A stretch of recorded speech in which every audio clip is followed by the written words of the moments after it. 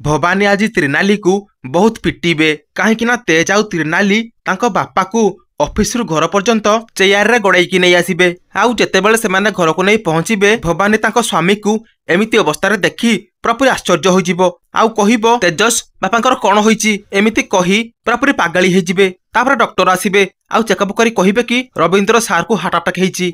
एहा परे घरर समस्ते पूरापूरी आश्चर्य होइजिबे खास करी भवानी। तापर भवानी सबु राग त्रिनाली उपरे सुजाई देबो आउ गोटे बाड़ी आनी त्रिनाली को पचारि पचारि पिटिया को लागिबो। कहिबो कि एसबु तू कौन पाई कलु मु मो तेजस को भल भाबरे जानिची से ता बापा को केबे भी एमती रास्ता रे चेयर रे बसे के आनिबनी। एसबु तोर दुर्बुद्धि एम्बुलेंस पैसा बंचाया पई तू तेजस को एमती बुद्धि देइचु एमिति कही त्रिनाली को प्रचुर पिटिबे। आउ ठीक सेतिके बेले तेज आसी बाड़ीटी को छड़ाई तळे पकाई देबो।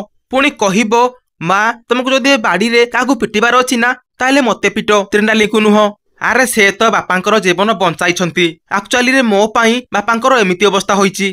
तापरे भवानी तेजर कथा को बिल्कुल विश्वास करिवनी कहिबो तू त्रिनाली को बंचाइया पाई एमती मिछ कहूचु। तापरे तेजस समस्तक सामना रे सब सत कथा खोलिकी कहिदबो कहिबो कि मु बापा को मोर डिवोर्स विषय रे कहूथिली आउ सेही कथा को नै कि बापांकर हार्ट अटैक हेइची। तापरे त्रिनाली डिवोर्स कथा सुनिकी पूरा शॉक होइजिबो। दर्शक बंधु त्रिनाली तेजस को एबे भूल बुझिबे एथि पई आपण काहाकु दायी देबे आमको कमेंट माध्यम रे निश्चय जणाइबे।